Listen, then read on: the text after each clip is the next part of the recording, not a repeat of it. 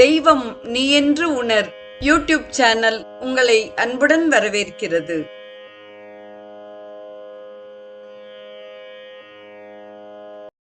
வாழிய செந்தமிழ். அன்பு நிறை உள்ளங்களுக்கு அன்பார்ந்த வணக்கங்கள். வாழ்ந்து காட்டிய வள்ளல்கள் வரிசையில் சுவாமி சிவானந்தரின் வாழ்க்கை வரலாற்றை தொடர்ந்து அவரது அறிவுரை கதைகள் குறித்து நாம் சிந்தித்துக் கொண்டிருக்கிறோம்.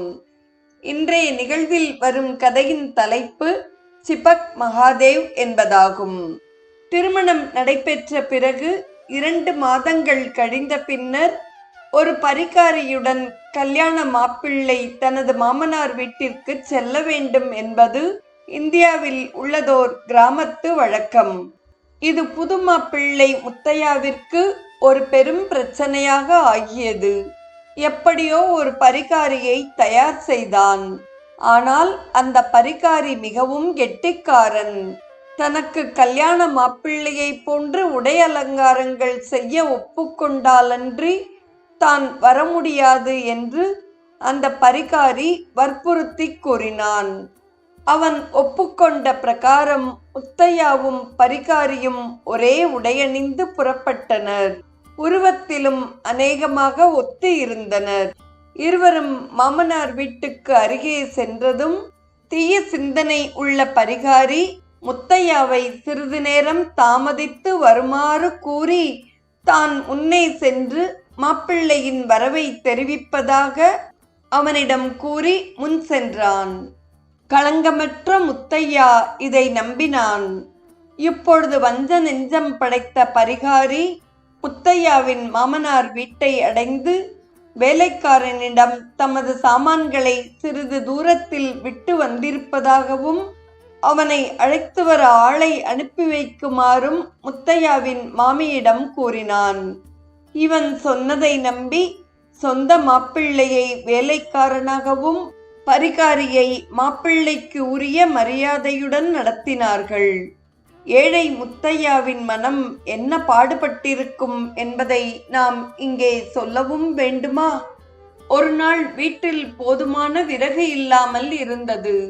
தனது வேலைக்காரனை காட்டுக்கு அனுப்பி விறகை எடுத்து வருமாறு செய்ய முடியுமா என்று பரிகாரி மாப்பிள்ளையிடம் மாமியார் வேண்டினாள்.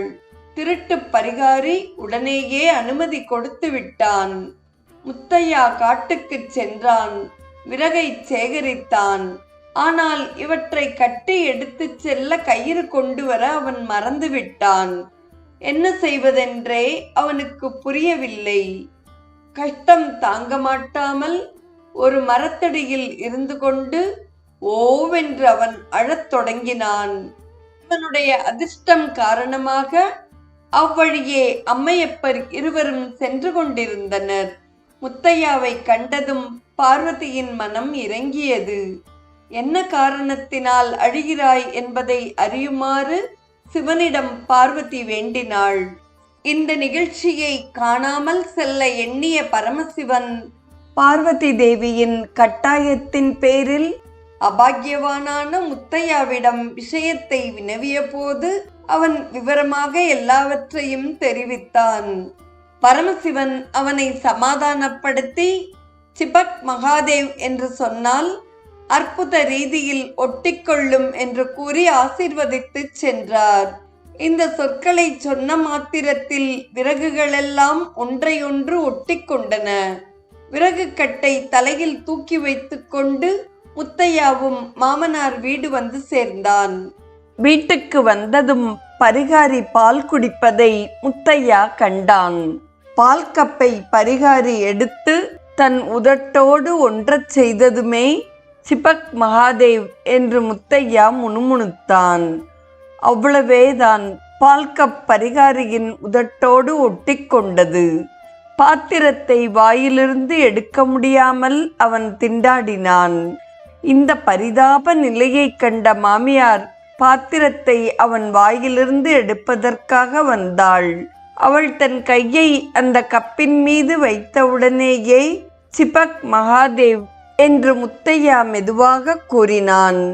தனது கையை எடுக்க முடியாத நிலையில் அந்த மாதும் நின்ற இடத்திலேயே நிற்கலானாள்.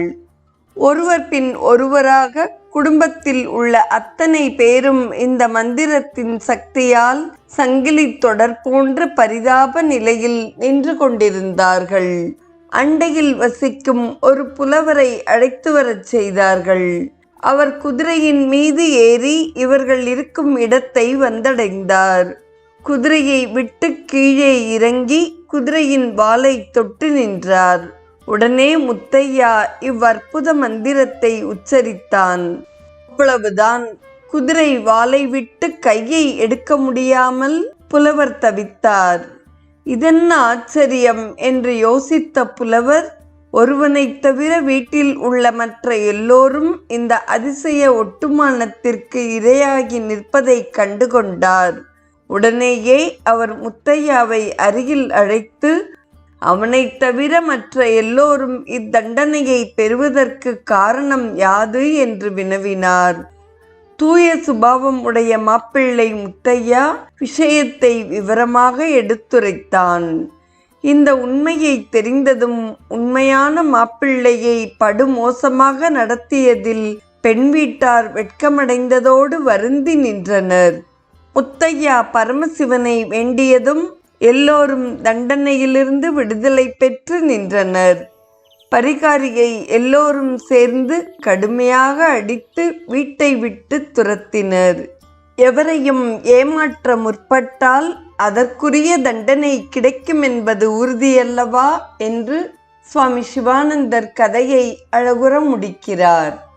தொடரும் நிகழ்வு வைராக்கியமாலா என்ற ஆங்கில புத்தகத்திலிருந்து சுவாமி சிவானந்தர் எழுதிய வசன கவிதை தொகுப்பை ஆங்கிலத்தில் நாம் சிந்திப்போம். இந்த chapter miserable முண்டேன் life. First comes discontentment everywhere. The sessions judge is very discontented. He thirsts to become a high court judge. The minister is also discontented. He longs to become the premier. A millionaire is discontented. He earns to become a crorepati. The husband is discontented. His wife is black and thin. He wants to marry another wife with a good complexion. The wife is discontented. She wants to divorce and marry a rich young husband. A lean man is discontented. He wants to put on a fat and gulp cod liver oil. A fat man is discontented. He wants to reduce his fat and takes anti-fat pills.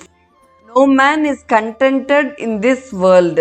Real, eternal satisfaction comes only through the attainment of all full Atman.